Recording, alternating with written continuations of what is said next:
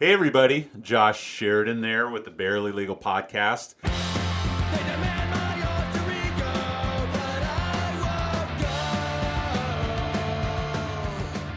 Excited for today's show. I've got one of my oldest, and I don't mean age-wise, but timeline-wise, martial arts coaches, specifically Muay Thai, and in this case we're talking about Jalal Khatib, owner of Tampa Muay Thai, formerly Khanomtom Muay Thai, possibly still Khanomtom Muay Thai. Yep. His gym is over there on Franklin, just across from the hall on Franklin. They've been around forever. They are the real deal, legit Muay Thai school locally. They've trained everybody that you know of, and maybe a few people that you don't know of who've come out of Florida in Muay Thai. Great school, great business, and Jalal is one of the coolest guys you're ever going to have the opportunity to run across. Thanks for coming on the show today, Jalal. I'm glad to be here. Thanks for having me. So I'm trying to peg exactly when it was that I met you, and it had to be 2008, 2009, or thereabouts. Yeah, the gym we started back in 2005, so I would say 2008 is about right. And you were at that time on Lemon Street, I think. Yeah, Howard, South Howard. Howard, just right by the Armory. Yep, right next to it. And you guys were there. When did you move from there? We moved from, I've been telling you already 3 years ago, but I just checked the lease. We actually moved, it'll be 5 years in September this year. Old. We're getting old, man. Yeah, I know, losing track of time. I saw you limping in here, and I was either that was Yes. a fighting wound or a north of 40 years old wound. That's exactly what that is. It's an old man training wound. Yeah. So originally, when I started, I think you were partners with Ray, right? Was it just you and Ray, or maybe there was a third party? No, it was Ray. Ray was my trainer. He and I started the gym together. He's really, when you say Khanomtom, that's Ray. So I want to kind of go back through that and explain all that because, I know what it means, and most of the people locally who train know what it means, but it's actually a very deep history there and where that comes from as far as the homeschool and who was trained and kind of all that stuff. So I want people, at least after the end of this, to have somewhat of a better understanding of Muay Thai. But so Ray, he and you were partners. I remember he was who I started training with, and then of course David Gogashvili. Gogashvili. Yeah. I'm gonna butcher it every time I say it. He was kind of the boxing coach and kind of the day-to-day trainer. But gosh, what a great school. So if I recall, are you Jordanian? Is that true? No. Originally, I'm Palestinian and Palestinian. British. Yep. Okay, so tell me, where were you born? I was born in London. Okay, hence the accent. But yes. your family heritage, as you stated, was... Yeah, on my father's side is Palestinian Arab. Okay, and how long did you live over there? Well, I never lived in Palestine. No, I'm in London. In London, I grew up. I was born there. I lived there until I was 15 years old. I moved over here. Okay. And didn't you just go back recently? I think we just missed each other in Scotland or England. Yeah, we did. I was there. I just flew back in last Wednesday. Okay. How long were you there for? 10 days this time. And you're newly married too, aren't you? I'm newly married, yes. Was that your first time with your wife over there? No, that's actually her third time going with me over there. Was it for business, visit family? What was the... It's always visit family. You can't avoid doing that, but this was mainly business. I have a house over there I'm renovating, so I'm trying to get that done. Okay. So are you an only child? Do you have brothers and sisters? Nope. I've got a younger brother. He's in Malaysia at the moment, I believe. Oh, wow. You guys are spread all out. Yeah, we're all over the place. And I have two half-brothers from my mother's previous marriage. And where are they? They're both in England. Do you stay in contact with all of them? I do now, yeah. Social media has made it a lot easier to keep in touch with people. So are you the oldest sibling? I'm the oldest of the two, my younger brother. But no, my two half-brothers are, I want to say 50... Oh, wow. 50s and 60s now. Yeah. So spread out age-wise, spread out geographically. Yep. Just all over the place. Yeah, there you go. So how was it growing up in London? You went to... Would you go? So 15, you would have been just into high school, right? No, 15, I was finishing high school. It's actually makes it kind of an interesting story. I think I was somewhat of an experiment for the University of South Florida because when I moved here at 15, they accepted me into the undergraduate program. I never knew that. But had you actually? Do they call it high school over there, or what do they call Yeah, it? yes, they do. They don't call it high school. It's prep school. Okay. Basically, the difference is, I started when I was 3 years old, nursery school, and you finish the equivalent of, I guess, the SATs over here. In England, it's GCSEs. You finish those at 15, 16 years old. So did you go to USF at 15 or 16? Yes, I did. Wow, how was that? Well, I got kicked out after the first semester at a For grades or for something cool? .05 GPA. Okay. So grades and cool. Now was that was that just because your interests lied elsewhere, or That's because I was 15 years old, out of the house, and learning how to party. So, Were your parents here, or where were they? my parents did come over. They're down in Venice. Were you living with them at the time? No, or no. Where were you living? I was living on campus So a 15-year-old living on a college campus, Yeah. what could go wrong? with an English accent. What with an English accent, what could go wrong? So now martial arts hasn't been a lifelong endeavor for No, you, right? no. That's something you kind of came upon later. Yes, I started when I was 26 years old. Now you've told me the story. I don't know if you're willing to talk about it on the radio. Are you willing to talk about it on the radio? Yeah, it's fine. Okay, so let's talk about how it is that you decided to enter the world of martial arts. Well, it's always wanted to do something or learn something that I use to protect me or people I care about. But I was at a bar in South Tampa, and somebody reached over and hit a friend of mine's girlfriend in the head. And I looked at the guy, he didn't want to apologize, and I called him an asshole, something like that, whatever. And next thing I know, he jumped me. Yeah. So we got into a big fight in the middle of his Whiskey Park South was the place. Oh, I'm sure man. you remember. I remember that. Isn't that what's there now? Did they knock it down? They knocked the building down now. It's there's an Italian restaurant in there, I think. Is it where like Ava is or whatever? Yeah, something like. I think that's where I it was. remember being there when I was in law school 20 some odd years ago, but now I can't picture specifically where it was. Yeah.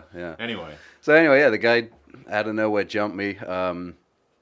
We ended up rolling around on the ground a little bit. They threw us outside, and the fight continued outside. Nobody got too badly injured. I'd bust lip, but that was the moment where I realized I had to figure out something, some way to protect myself when I needed to. So how'd you meet Ray? How did I meet Ray? At the time, I was a valet working out at Castaways on the Causeway. One of the servers inside, Tommy was his name, was a martial artist. So we started talking about it, and he put me in touch with Ray. So when I started, I was training with Ray, I think twice a week, and training with Tommy and his brother and his father owned the place. It was a Taekwondo gym. What was it called? What's it? J Park. Okay. J Park Wasn't J Park a kickboxer? No. Okay. Taekwondo. Okay. Taekwondo. But they also did some Muay Thai out of there. Okay. So we started out with a little bit of Muay Thai there, and then then Ray and I started going full time. And when I started with Ray, it was just really he and I and a couple other people. So we're referring to him as Ray Khanomtom, but Khanomtom's not his proper surname. What's his proper? No, Cole is his. Yeah. So Ray Cole. I guess maybe now's the time to kind of talk about the history of Khanomtom and how it is that the fighters take that kind of as their I don't know, what would you call it? Their I think you described the easiest way to describe it, because people ask me, what's the difference between Tampa Muay Thai and Khanomtom? The easiest way I describe it to people is Khanomtom is basically the fight team. Yes. And I say that it isn't really just the fight team. Khanomtom's, Ray technically created the Khanomtom style or the style. Was it kind of like Gracie versus RMU? Yes, versus, basically. Whatever the different. That's exactly what it is. Jiu-jitsu fight teams or schools of learning. Yeah, Okay. that's the best way to understand. And so, but Khanomtom, isn't it originally a school over in Thailand? No. Nai Khanomtom is widely recognized as the father of Muay Thai. Okay. So, there's a story behind him. It's on the website. You can read it. That, basically he used Muay Thai to fight for his freedom, won his matches, and was given 6 or 7 wives and and his freedom. But, there is a statue, a Khanomtom statue in Thailand. And for those who don't know, I think a lot more people are familiar with the word kickboxing than they might be with Muay Thai. Yes. But kickboxing is kind of like, Coca-Cola or, it's kind of one of these words that's used, but it can be used for everything from Everything, yeah. cardio course at Lifestyles to, some things you see on TV. But I know there's kind of differences within kickboxing, but Muay Thai is a very specific thing. So can you kind of give people the elevator speech on what Muay Thai actually is? Yeah, really, this is a pitch I use with people that come in and ask about it. You recognize kickboxing because kickboxing is all over the place. The biggest difference, Muay Thai, we use our elbows, we use our knees, we kick below the waist. And at some point, is it the 8 limbs or The science of 8 limbs. The science of 8 limbs. So it's both fists, both feet, both knees, and both elbows. Is that Well, both fists, both shins, both knees, and both elbows. Yeah. right? So yeah, if you're kicking properly, you're Yes. not using your foot because you'll break your foot, and then you'll come limping into a podcast like Like I just did. Yeah. So and why that's important, from I haven't been much of a practitioner since I've had my kids, but there was a good 5-6 year period there where I was going pretty heavily. Is in the world of martial arts, at least in my opinion, and maybe Jalal can tell me whether or not he agrees. There's a lot of ways and a lot of areas where you can kind of fake your way through it. You can kind of buy your belts. You can kind of get promoted just based on arbitrary things. But in the world of combat sports, I personally feel that Muay Thai and Brazilian Jiu-Jitsu, you can't fake your way through it. You know where you are in relation to everybody else, because with Jiu-Jitsu you can actually go full speed. You can go full speed because there's no striking. It's just submission holds and choking and that sort of thing. So you can go full speed without killing each other. With Muay Thai, the technique is such, and also with the protective gear you're wearing, you can pretty much go full speed and know if you're better than your opponent because you're beating his ass, or your opponent's better than you are because he's beating your ass. Whereas a lot of the others, taekwondo, karate, all these other things, you're doing forms, you're doing a lot more of an artistic type of thing, but there's no real deciding factor on how good you are. In these two areas, in my opinion, you're better than this guy, or you're worse than this guy, because the proof is in the pudding. So do you have a comment on that? Or? No, I mean, that's exactly it. People ask us why we don't have belts or use any type of belt system. Real Muay Thai isn't, it's not based on belts. It's based on how well you do in the ring. And it's also a very humble sport. And I would almost contrast it. I think Jiu-Jitsu is humble too, but there is somewhat of a air of superiority in certain belt levels. Yeah. I mean, if you ever watch a legit Muay Thai fight, these guys come in, and I'm going to ask you kind of about the pre-fight ceremony that they do in a minute. But there's a lot of, it's almost like a dogma. It's almost like a religious faith in some ways that I've found. A lot of times it is, yeah. Yeah, and for my jiu-jitsu friends, I'm not denigrating jiu-jitsu at all. I mean, you guys are amazing, but there's a lot more kind of pageantry that I've seen in Muay Thai than maybe there is in Jiu-Jitsu. But in any event, you meet Ray Cole, and I don't mean to do all the talking, but a lot of people may have a view of martial artists or people who do MMA or people who are in these sports, and they get this view of kind of a meathead or a bully or whatever.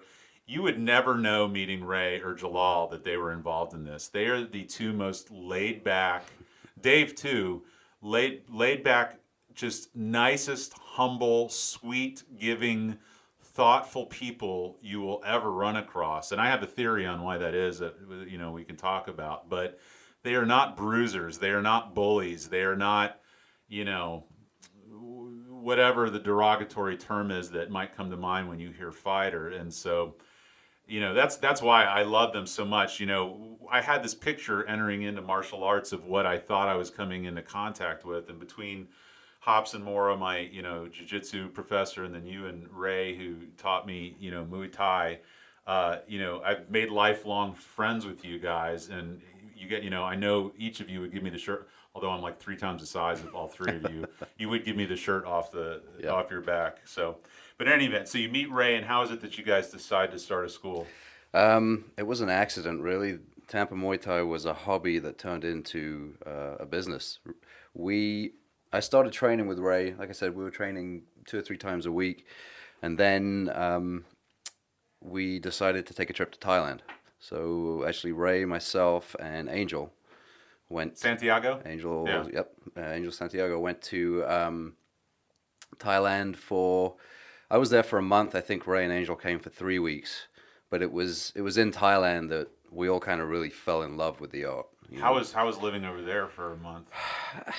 You know, it, Now, what year would this have been? Because my understanding is Thailand's a little bit different now than it might have been Thailand's back very then. different than it was back then. Yeah. This is back in 2006.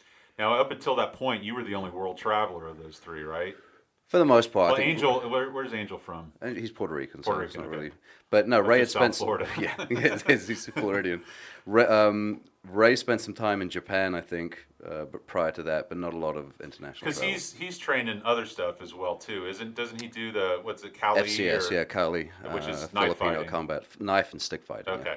Um, and so, okay. Well, so I thought maybe you might be better adapted to going to Thailand than them, but maybe I'm wrong. Well, no, at the time I kind of was. It was, I felt like daddy, Yeah. if you will, kind Are of you showing older them than around. them too? Yeah. Okay. Yeah. Not much. Actually, no. I take that back. Angel's older than me, but Angel's not really traveled a lot. So, Right. new country, new place. I had actually been to Thailand before. That was Oh, my really? second trip. Yeah. Yeah. For fighting or just? No, this was before I ever trained. I Okay. went and spent 3 weeks in Vietnam and a week and a Wow. half in Thailand. How was Vietnam? Vietnam was awesome. Actually, it was great because I went with an ex-girlfriend at the time and stayed with her family out in the jungle. Oh wow. So it was a lot of fun. My whole knowledge of Vietnam is Oliver Stone and Anthony Bourdain. So Yeah. it's either getting shot at or, Yeah, exactly. or eating like Or pho or eating. whatever Pho, the yeah. cuisine is. Yeah. That's there. So okay. So you'd done Vietnam and Thailand before. So this month stay, you kind of gave me a shirk as to your time there. What was the story? Well, I mean, there's a lot of stories. I don't know how many of Well, them I can discuss on. Statute of limitations Yeah. probably run on most of them. Yeah. And Yeah, it's they probably a probably different have. government now anyway. So. True, that's very true. But no, it was Thailand. Thailand, you can do just about anything you want, good and bad. We weren't too bad, but we did have our fun. But we were younger at that time. I could party all night and train all day. So we were actually training twice a day, morning and afternoon, and then. And do you stay on a campus, or do you just find a little hostel, or where do you? Yeah, it really depends where you go. So the first part of the trip, we stayed on Khao San Road, which is, the biggest touristy traveler area in Bangkok. So we found a small camp there that we trained at, stayed in a hostel nearby. It was all very cheap at the time, very run down, but that's kind of what it was. From there, we moved out to Sorwarapin, which was a camp that's I can't remember exactly where it is, but it was a bit more out of the city. We stayed at that camp for a few days, and then we ended up down in the islands, Koh Samui, Koh Phangan, trained down there for a few days, which that was my favorite part of the trip because I hear it's beautiful. It's outstanding, but we were training, the ring that we were training in overlooked the crystal clear blue my water, God. so we would train and then jump off the edge of the cliff into the water and Oh, swim that back to sounds the amazing. beach. So That sounds amazing. yeah, that's something that I would love to relive. Unfortunately, the place is overdeveloped now. Is that what's happened? It's there. Yeah, but I've heard of there's a couple of attorneys that I know that are like doing dual residency over there, and but yeah, it's difficult. I know you have to be married to a Thai to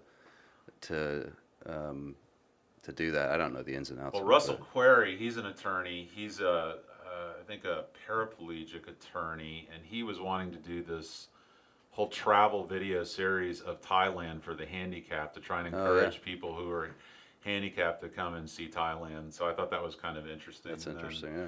Sandy Solomon, who owns that big law practice on Kennedy Solomon Law Yeah. Group. Yeah.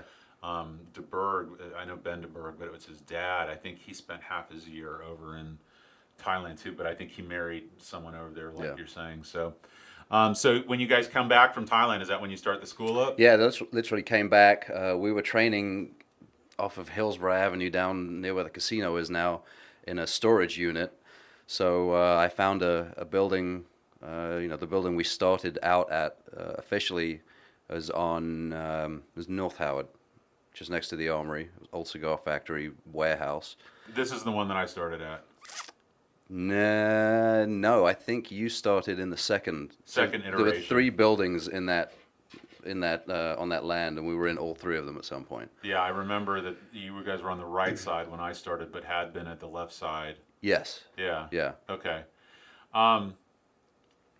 And God, it was a big school. It was a great space. I It was. thought. I mean, parking was a little bit dodgy. You Yeah, just had to yeah. go down the side street, but you had tons of room there. Yeah, I mean, the last space we were in was close to 9,000 square feet. Now, did you start the fight team right off the bat, or did that come later?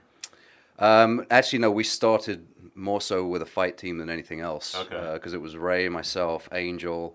There were a couple other people that trained with us, but There was I don't know, was Allison Gorell? Was she? no, Alison came along Then there's another girl later on. Ashley Yeah. fought for us, but no, the first, well, my first fight was myself. When was the fight that you got like your spleen pierced or your ribs broken or whatever? That wasn't a fight. That was actually training for my second. Was that fight. in Thailand? No, that was here.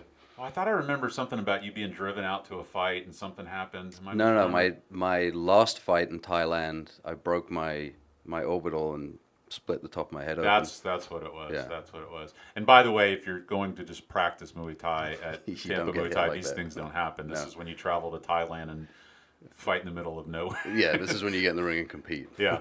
So was that issue with your orbital and your skull? Was that during that month that we were just talking about in Thailand, or No. That was the last trip I did to Thailand back in 2009. how many times have you gone out there?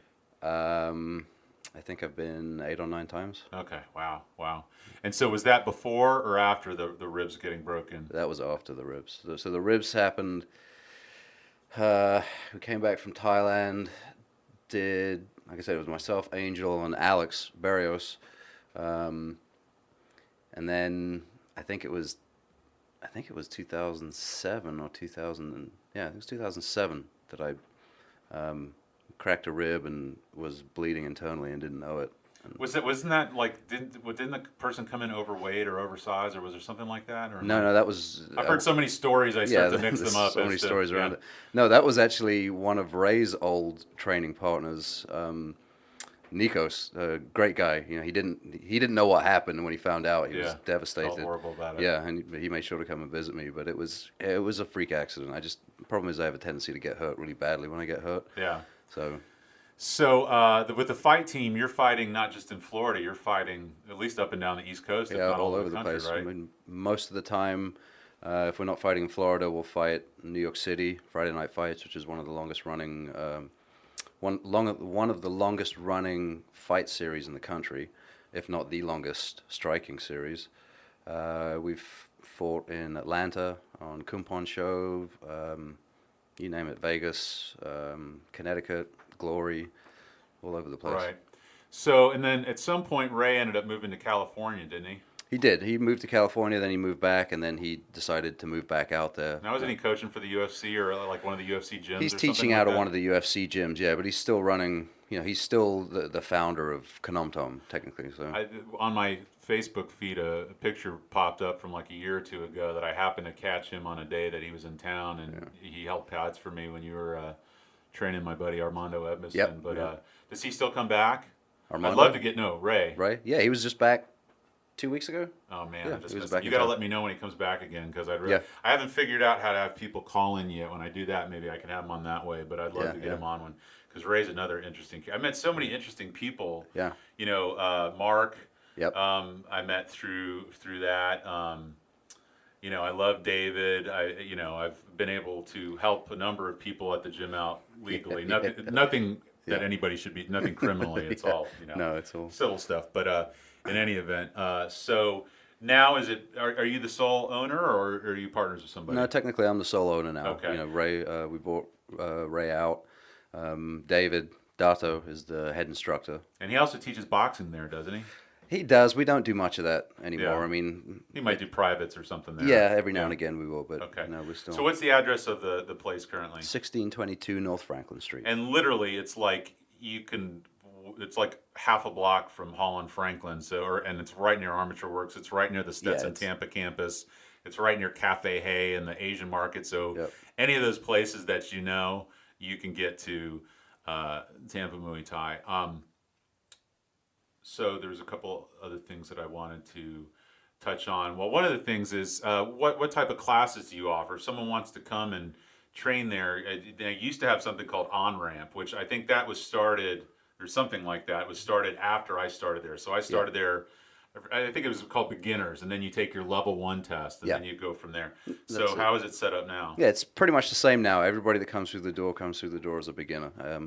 You know, I hear different stories from people. I've trained before, I've done this before, but until we see you train, see what you're capable of, you're a beginner. There's no testing between the beginner and intermediate levels. You kind of gradually work your way up. You know, we don't push you any harder than you can be pushed, right? So we're not going to make you feel, we're not going to belittle you, we're not going to yell I and never scream threw at you. up in class. Came close a couple times, Yeah, but I never we threw. have some people throw up, but you know the idea is we're more focused on at first we're more focused on teaching you technique. Honestly, the easiest way to teach anybody would be without gloves on, without hitting anything hard, just showing them movement and technique. Problem is, people get bored too quickly with Yeah, that. people So, want yeah, they want to to hit. They get in want the to. mix. There's a guy, I cannot remember his name. You might even remember. So 2008, 2009, this guy just wanted to spar everybody, and he hadn't even taken his level 1 test. But I remember he was doing it. I think he jumped in the ring. He hadn't taken his level 1 test. And again, Ray is the most low-key person in the world. I just see Ray get up from the desk, kicks his flip-flops off, walks across there was the mats, Yep. and then you got to the part with the hanging bags, Yeah, yeah. and then the ring was in And the the ring. back, and he jumped back in the ring and he said, if you want to spar with anybody, you can spar with me. And I remember he said, you want to do your level 1 test? Let's do your level 1 test now. And so Ray held the pads for this guy during his level 1 test.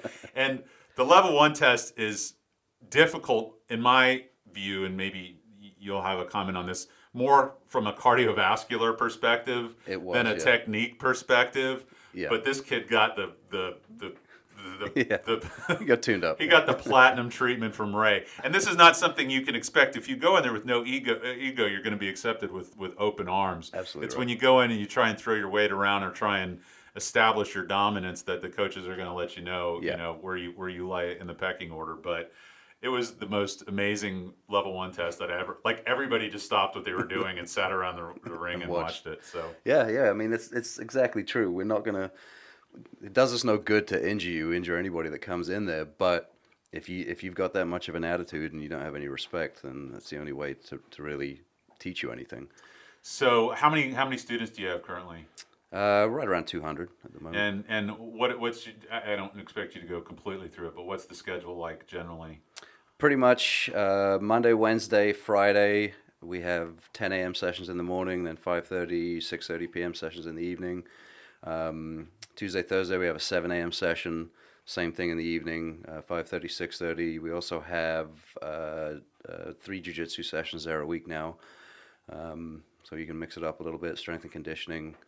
The gym's open all day, so you come in whenever you want, hit the bags. Right. So Wanted to talk kind of practicality and philosophy a little bit because, as you know, I have 2 kids now. I have a 2 and 6-year-old, and do you have 4 or 5? four. Man, God. So and how they're ranging from adolescent to preteen or something Yeah, like 6, that. 7, 9, and 10 right now. Yeah. So a couple different things in both kind of the world in general and then in my life. So number one, we've got the Me Too movement. Mm-hmm. So we've got, it's coming to light, women being treated inappropriately in the workplace and in different spaces. So you got that. You got mass shootings everywhere. And then, so those are 2 kind of topics that are front and center politically and in the media and everything else. And then me as a father of children, from a self-respect and from a psychological perspective, my daughter's my older one, and this just came up yesterday. So, my son, who's 2 years old, he was playing around with his cousin, and, his cousin's just a little bit older, and actually my son's bigger, but his cousin kind of got on top of him on the ground, and he was just looking at me crying, helpless. And not that I want him to, get up and throw an elbow at his cousin, but I think it's important for a child to feel comfortable in their skin, comfortable in their space, take ownership of their space in the world. And I think, in my experience, that's why martial arts, especially, Muay Thai and Brazilian Jiu-Jitsu, are so important because, and this circles back to what I was saying earlier, I think part of the reason that I find you and Dave and Ray to be such graceful people is because you can own your space in a very non-threatening way, and I think a Yep. lot of that has to do with your training. Would you agree? Absolutely, yeah. And as you as a father of four children and also as an instructor, I it's a great fitness for you as an adult. It's great, it's a great martial art, if you're worried about walking out into a parking lot in the dark or any of these other things. But I think for children, I really think there's got to be a renaissance, and in teaching kids to be, not violent, but have self-esteem and just own Yeah. their space. I've watched my daughter so many times. My daughter is like a head taller than every other kid in her class, and so I think a lot of times she gets treated like an older child than she is, Yeah. and she kind of shies away. And I'm like, I don't want you to go up and smack anybody, but don't let anybody smack Yeah, you. I don't want you exactly. to push anybody, but don't let anybody push you. I don't want you to cut anybody in line, but don't let So, do you work with children at all, or have you worked with children at all in the I past? have, yeah. I started, I started the first kids program that we've ever had at the gym. We do have one now. We're not exactly in the best place for kids, Sure. just location wise. But, um, you know, kids learning any art that a child can learn is going to help them, help their self esteem, help their confidence. Just from a fitness standpoint, from a stability standpoint, mobility standpoint, it's going to be good for them. But I agree with you. Muay Thai, Jiu Jitsu, even more so Jiu Jitsu, to be honest with you, for children, especially Well, girls. jiu-jitsu because there's just no striking. There's no, So, well, it's not and even that there's no striking. It's that, you know, what you got to remember is a fight is, what, 80, 90% luck. yeah, You can be the biggest badass in the world. Somebody walks up behind you and smashes a bottle over your head. It doesn't matter what you know. You're right. out. Or has a gun, or Yeah, or has or anything else. It's easier, I think, to train kids. And I can't really speak to this. I've never taught jujitsu, but I would think it's a little bit easier to teach kids jujitsu than it is striking at a young age because what do they want to do? They want to fall down. They want to spin around. They want to trip themselves over. They have yeah, kids just more. end up on the ground. Yeah, being kids. So, I think starting them out in either is there's no question about it. It's going to help them. It's going to help them to grow. From a confidence standpoint, you're absolutely right. You get, whether they're being pushed around, bullied, you always hear about the bullying thing in martial arts and how that fixes, but it goes further than that. Just the confidence level to be around other children, be in new environments, start at a new school, do something different, and have that self-confidence goes a long way to making them a better person. Yeah, and there's a saying that you'll hear a lot, in these circles, and I don't know how true it is, but I suspect it's pretty true, which is that most fights end up on the ground anyway. True. So which kind of points out an interesting thing in my again opinion is and when I say fight, I don't mean like you're looking for a fight, but it just happens. You have road rage incidents. Yep. You're at the Strawberry Festival, or you're at a concert, or you're at a club, or I can swear, even though I didn't know him back then, that Jalal was not looking for a fight at a whiskey party. He was probably trying No, I to, wasn't. stand up for the girlfriend of his that got smacked in the head. But Yep. there's two parts to a fight.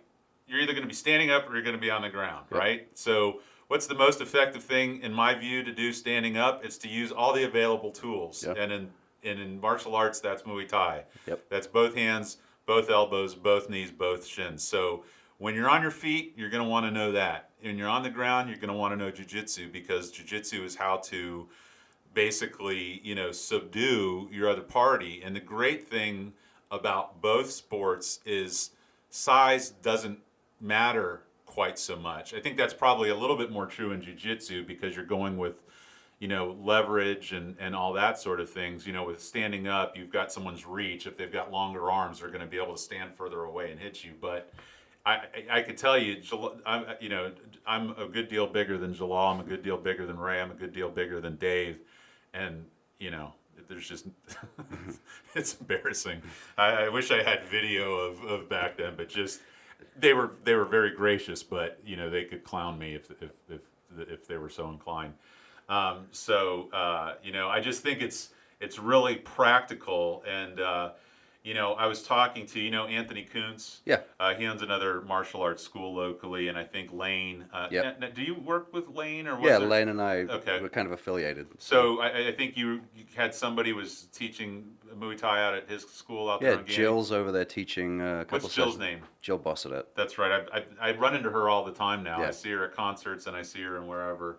And for my attorney friends who's listening, Greg Henderson is now like Yeah. the what do you call it, the mascot, or the he loves it. That's I think he's pretty much only doing Muay Thai and playing in bands anymore. But No, he's actually rolling now. He's is at he the doing gym. that too? He's at the gym right. John's over there training right he's now. an animal. Doing He's an some- animal. Yeah. We got to mess his face up a little bit. He's too good looking. Too pretty. Yeah. So, but anyway, where was I going with that? Martial arts, Anthony. I don't know where I was going with Lane. that. I had a point. There's a point there. I don't remember what it was. But anyway, so as far as you've been doing this for a while now, what impact have you seen?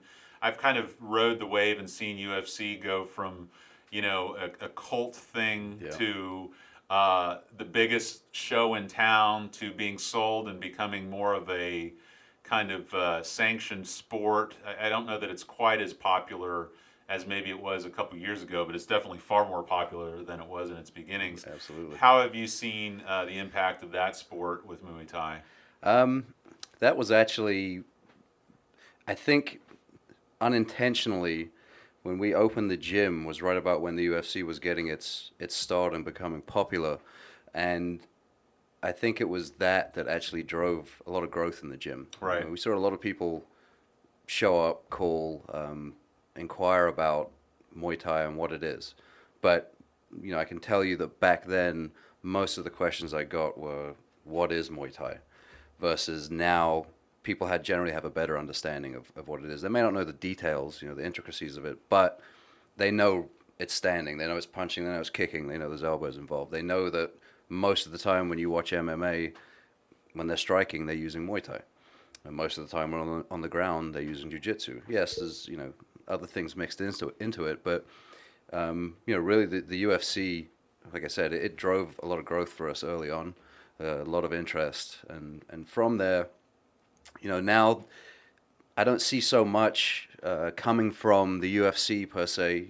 There's fight leagues all over the place. There are a dime a dozen now, so it's not like they specifically drive anything for us, but we do see a little bit more people now that think they know more than they do, and watch these fights and think they could do better. And I just dealt with a phone call from somebody that has decided to go pro, yet never trained a day in his life. Right. So Yeah. Yeah. So I'm trying to assume what might be reasons that people wouldn't come and try the gym. One might be I'm too busy. One might be I'm not in good shape. Yep. One might be I'm not a violent person. One might be that I'm a woman and I feel like it's a bunch of men in there. So speaking to those people, what would you say about your gym and the sport in general?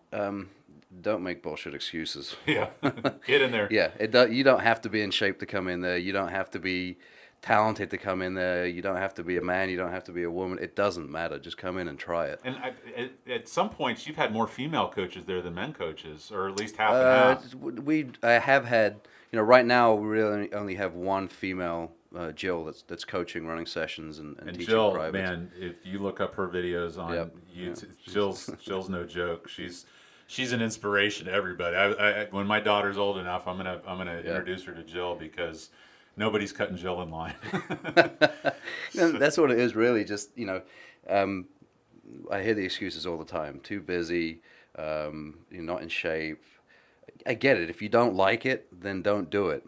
I don't want you in there if you don't want to do it. But if you're going to come and try it, give it a chance. Probably one of the biggest things I'm seeing now, which I haven't figured out really how to deal with. The younger generation seems to think that they can do everything with the snap of a finger. If you're not immediately good at it, you Exactly. quit. So this is my daughter with softball. My biggest fear is she's not going to be able to hit, not want to do it anymore, not be able to catch a ball, and so I hear you. Yeah, anyway. yeah. So just give it a try. Whether it's Muay Thai, Jiu-Jitsu, do something for yourself.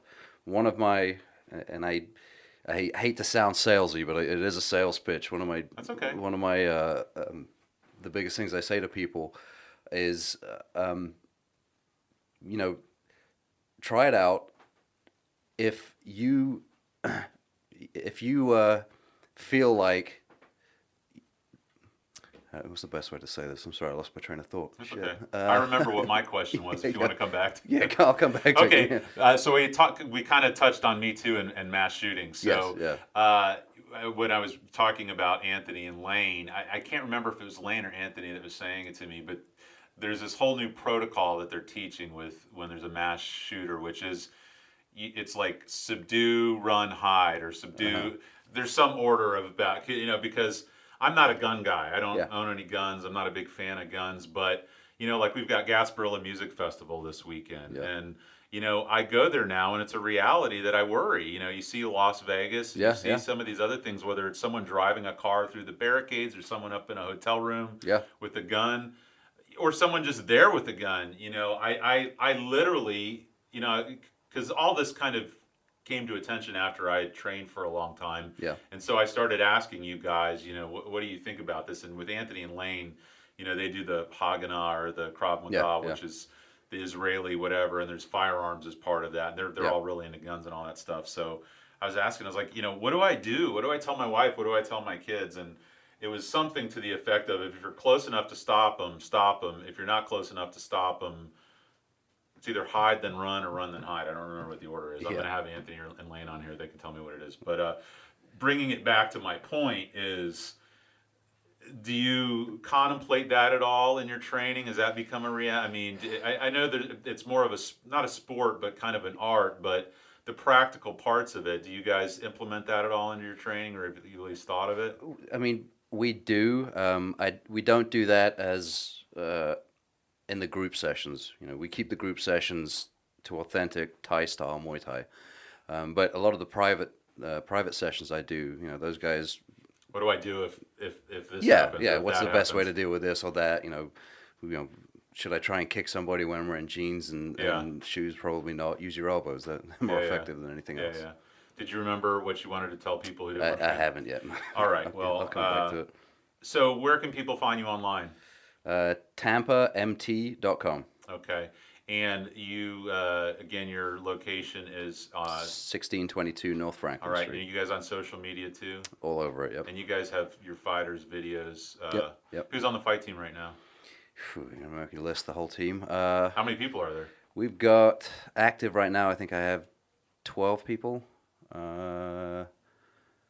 12. It's always difficult with the fight team. I won't ask you, because then you'll leave someone out and you'll feel bad. Yeah, I'm not going to name all of them, because I probably can't off the top of my head. So anyway, well, I really appreciate you coming in on such short notice. I've been meaning to get you in forever, and I'm really wanting to kind of go back through all of my coaches that I had, because all of them to this day remain my friends and are just, beautiful human beings. And I think their art that they are teaching is a beautiful art, and it's a helpful art, and it's a, not just physically effective. I think mentally and psychologically it's so helpful to people. When I started it is when my mom first got diagnosed with cancer. Both my parents had passed away since then. You lost your mom My mother, not too long ago.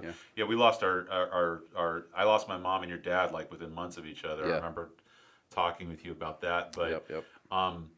it's a great thing to do. And me as family law, I've had friends come to me, I'm going through a divorce, I'm kind of going up the walls, I don't know what to do, and I always recommend start going to Tampa Muay Thai, or start going to Hapsamura, or start going to Martial Arts Advantage, or whatever these things are. Start going there, because you meet this whole new pool of people that you weren't exposed to, and there's so many great people. I've met so many, doctors, lawyers, military, police officers, stay-at-home mom, and just every kind of person, and they're just amazing.